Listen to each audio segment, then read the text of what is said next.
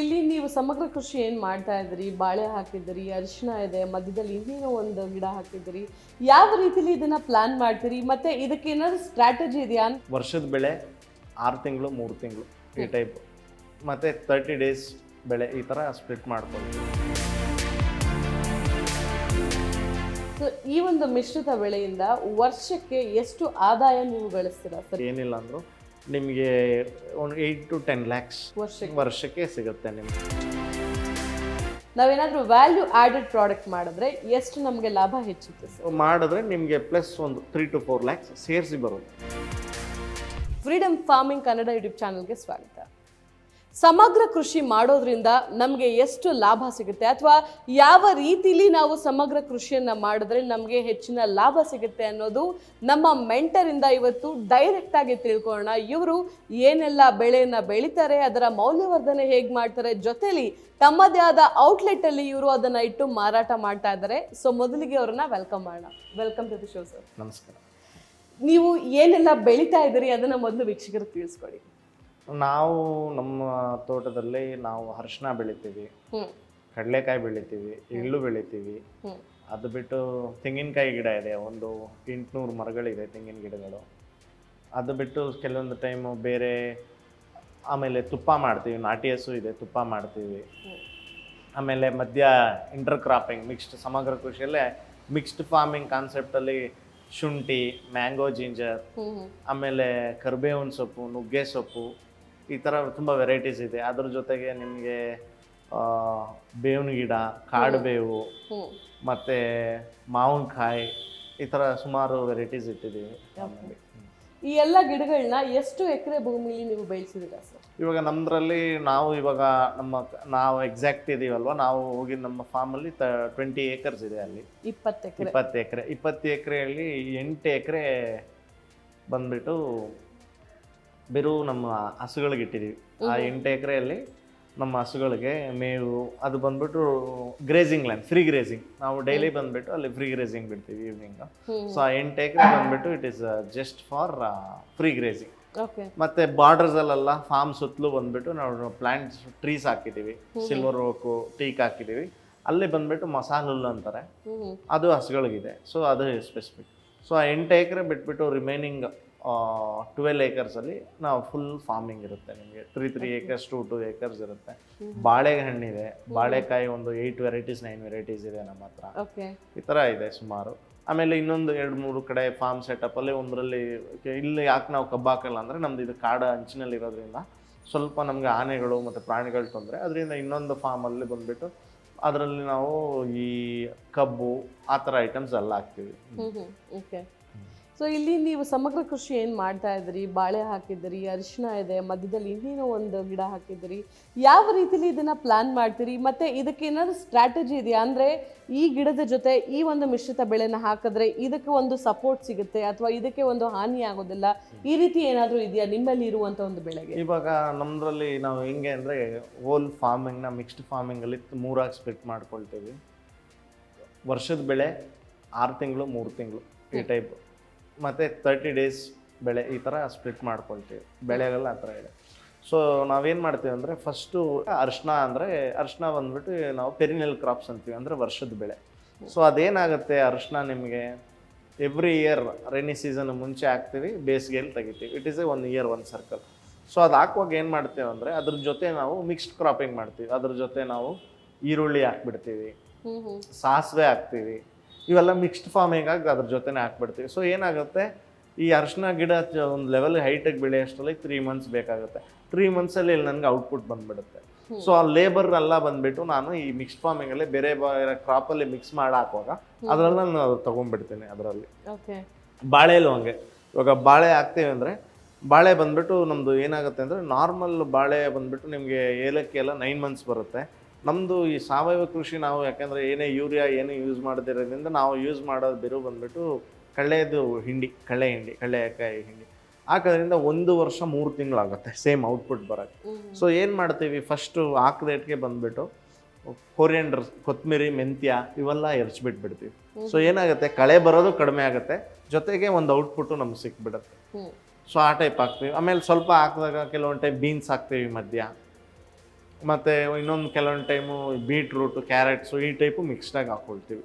So ಏನಾಗುತ್ತೆ ಅಂದರೆ ನಮಗೆ ಒಂದರಲ್ಲಿಲ್ಲ ಒಂದರಲ್ಲಿ ಯಾವುದ್ರಲ್ಲೋ ಒಂದರಲ್ಲಿ ಬಂದಾಗ ಸೊ ನಾವು ಅದನ್ನು ಹೆಂಗೆ ಅದನ್ನು ವೇಸ್ಟ್ ಲ್ಯಾಂಡನ್ನ ಹೆಂಗೆ ಯೂಟಿಲೈಸ್ ಮಾಡ್ತೀವಿ ಅನ್ನೋದು ಇರುತ್ತೆ. ಓಕೆ.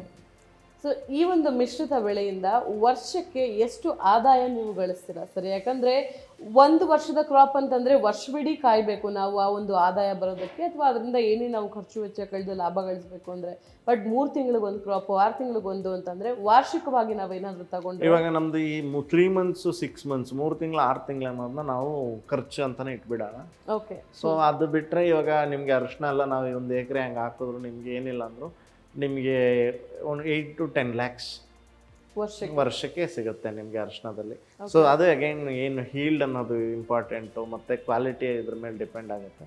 ಬಟ್ ನಾನು ಆ್ಯಾವ್ರೇಜ್ ಇವಾಗ ಕರೆಂಟ್ ರೇಟಲ್ಲಿ ನೋಡಿದ್ರು ನಿಮಗೆ ಒಳ್ಳೆ ಬೆಳೆ ಬಂದರೆ ಒಂದು 2 ಎಕರೆ ಒಂದು 100 ಕ್ವಿಂಟಾಲು ಅಷ್ಟು ಬಂದರೆ ನಿಮಗೆ ಒಂದು 10 ಲಕ್ಷ ಒಂದು 8 lakhs ಎಲ್ಲ ಬರುತ್ತೆ. ಯಾಕೆಂದರೆ ಇಲ್ಲಿ ನಾವೇನು ಮಾಡ್ತೀವಿ ಅಂದರೆ ಈ ಮಿಕ್ಸ್ಡ್ ಬೆಳೆ ಅಂದರೆ ಬೇರೆ ಕ್ರಾಪ್ಸ್ ಹಾಕೋದ್ರಿಂದ ಈ ಲೇಬರು ಮಿಕ್ಕಿದೆಲ್ಲನೂ ಅಲ್ಲಿ ತೊಗೊಬಿಡುತ್ತೆ. ಸೊ ನಮ್ದು ಅರಿಶಿನದಲ್ಲಿ ಏನು ಬರುತ್ತೋ ಅದು is just A solo profit ಆ ಟೈಪ್ ಮಾಡ್ಕೊಳ್ತೀವಿ. ಬಟ್ ಇವಾಗ ನಾರ್ಮಲ್ ಮಾರ್ಕೆಟ್ಸಲ್ಲಿ ರೇಟ್ ಭಾಳ ಕಡಿಮೆ ಇದೆ.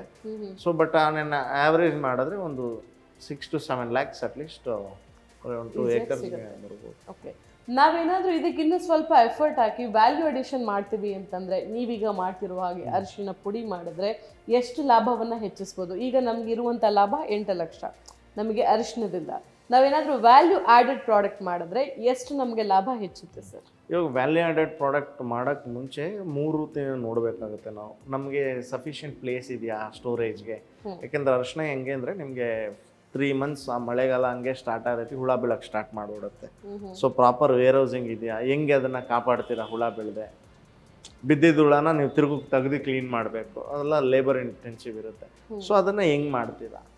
ಸೊ ನೀವು ಹಂಗೆ ಮೌಲ್ಯವರ್ಧನೆ ಮಾಡಿದ್ರೆ ನಿಮಗೆ ಅಗೇನ್ ಮೌಲ್ಯವರ್ಧನೆ ಏನಾಗಿ ಮಾಡ್ತೀರಾ? ಪೌಡ್ರಾಗಿ ಮಾಡ್ತೀರಾ ಇಲ್ಲ ಎಕ್ಸ್ಪೋರ್ಟ್ ಮಾಡ್ತೀರಾ?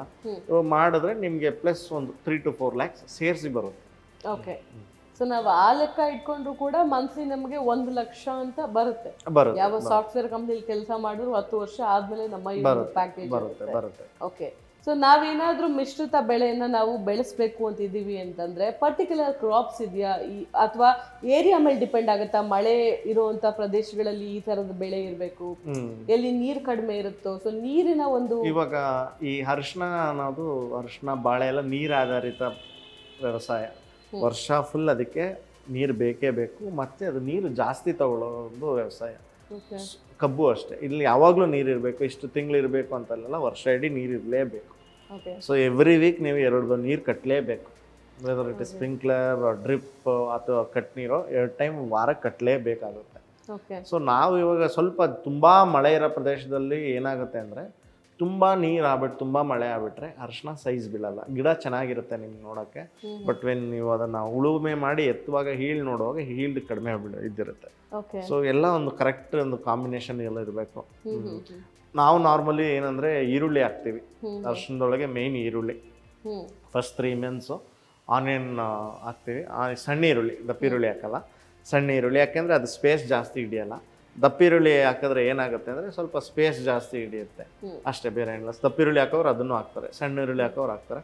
ಮತ್ತು ಸುತ್ತಲೂ ಬಂದುಬಿಟ್ಟು ಫೆನ್ಸಿಂಗ್ ಟೈಪ್ ಏನು ಮಾಡ್ತೀವಿ ಅಂದರೆ ಮೆಣಸಿನ್ಕಾಯಿ ಹಾಕ್ತೀವಿ, ಬದನೆಕಾಯಿ ಹಾಕ್ತೀವಿ, ಪ್ಲಸ್ ಮಸ್ಟರ್ಡ್,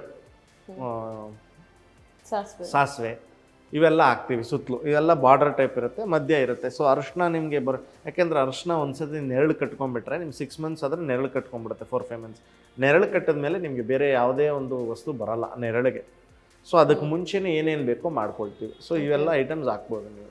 ಕೆಲವೊಬ್ಬರು ಈ ಸುವರ್ಣ ಗೆಡ್ಡೆ ಅಂತ ಇದೆ, ಸುವರ್ಣ ಗೆಡ್ಡೆನೂ ಹಾಕ್ತಾರೆ. ಸೊ ಡಿಪೆಂಡ್ಸ್, ಬಟ್ ಇವು ಹಾಕಿದ್ರೆ ಬೆಟರ್ ನಿಮಗೆ. ನಮ್ಗೆ ಇರುವಂತ ಜಾಗದಲ್ಲಿ ನಾವು ಮಿಶ್ರಿತ ಬೆಳೆನ ಬೆಳೆಸಿದ್ರೆ ಖರ್ಚು ವೆಚ್ಚ ಎಲ್ಲ ತೆಗೆದಿಟ್ರು ಕೂಡ ಒಂದು ಬೆಳೆಯಿಂದ ನಾವು ಅಟ್ಲೀಸ್ಟ್ ಒಂದು 10 ರಿಂದ 12 ಲಕ್ಷ ಆದಾಯ ಗಳಿಸ್ಬೋದು. Thank you so much sir. ನಿಮ್ಮ ಒಂದು ಬ್ಯೂಟಿಫುಲ್ ಫಾರ್ಮ್ನ ನಮಗೆ ತೋರಿಸಿದ್ರಿ. ಆ ಒಂದು ಕೃಷಿ ಹೇಗಿರುತ್ತೆ ಅಂತ ನೋಡೋದು ಅದು ಬೇರೆ, ನನ್ನ ಕೈಯಿಂದ ಗಿಡದ ಒಂದು ನೆಟ್ಟೆ ಕೂಡ. ಸೊ ಪ್ರಾಕ್ಟಿಕಲ್ ಆಗಿ ಕೂಡ ನನಗೆ ಆ ಎಕ್ಸ್ಪೀರಿಯನ್ಸ್ ಆಯಿತು. ಥ್ಯಾಂಕ್ ಯು ಸೋ ಮಚ್ ಈ ಒಂದು ಅವಕಾಶನ ಮಾಡಿ. ಥ್ಯಾಂಕ್ ಯು ತುಂಬ ಧನ್ಯವಾದಗಳು. ಸೊ ಫ್ರೆಂಡ್ಸ್ ನೋಡಿದ್ರಿ ಅಲ್ವಾ, ಇವರ ಒಂದು ಕೃಷಿ ಭೂಮಿ ಬಹಳ ಅದ್ಭುತವಾಗಿತ್ತು. ಅಲ್ಲಿ ಈ ಕಡೆ ನೋಡಿದ್ರೆ ಅರಿಶಿನ, ಈ ಕಡೆ ನೋಡಿದ್ರೆ ಹುಣಸೆಹಣ್ಣು. ನಾನು ಏನು ಕೇಳಿದ್ರು ಅದು ಇಲ್ಲ ಅಂತಿಲ್ಲ. ಬ್ಲ್ಯಾಕ್ ಬೆರಿ ಕೂಡ ಬಹುಶಃ ಅಲ್ಲಿತ್ತು, ಅದನ್ನು ಕೂಡ ನನಗೆ ತೋರಿಸಿದ್ರು ಈ ರೀತಿ ಇರುತ್ತೆ ಅಂತ. ಸೊ ನೀವು ಕೂಡ ನಿಮ್ಮ ಒಂದು ಜಾಗದಲ್ಲಿ ಕೇವಲ ಒಂದು ಕ್ರಾಪ್ನ ಹಾಕಿದ್ದೀರಾ ಅಥವಾ ಏನು ಮಾಡಬೇಕು ಅಂತ ಗೊತ್ತಿಲ್ಲದೆ ವೇಸ್ಟ್ ಆಗಿ ಬಿಟ್ಟಿದ್ದೀರಾ ಅಂತಂದರೆ, ನಿಮ್ಮ ಭೂಮಿಲಿ ನೀವು ಏನು ಮಾಡ್ಬೋದು ಅನ್ನೋದನ್ನು ಫಸ್ಟ್ ಟೆಸ್ಟ್ ಮಾಡಿಸಿ ನಂತರ ನೀವು ದಯವಿಟ್ಟು ಯಾವ ಕ್ರಾಪ್ಸ್ನ ಹಾಕ್ಬೋದು ಆ ಕ್ರಾಪ್ಸ್ನ ಅಲ್ಲಿ ಇನ್ಕ್ಲೂಡ್ ಮಾಡಿದ್ರಿ ಅಂತಂದರೆ ಬಂಜರ ಭೂಮಿಲೂ ಕೂಡ ನೀವು ಬೆಳೆಯನ್ನು ಬೆಳೆಯೋದಕ್ಕೆ ಸಾಧ್ಯ. ಸೊ ಮುಂದಿನ ಎಪಿಸೋಡಲ್ಲಿ ಮತ್ತೊಬ್ಬರು ಅತಿಥಿ ಜೊತೆ ಸಿಗ್ತೀನಿ. ಅಲ್ಲಿವರೆಗೂ ಎಲ್ಲರೂ ನಗ್ನಗ್ತಾ ಆರಾಮಾಗಿರಿ. ನಾನು ನಿಮ್ಮ ಸೋನು ಹೋಗಿ ಬರ್ತೀನಿ. ನಮಸ್ತೆ.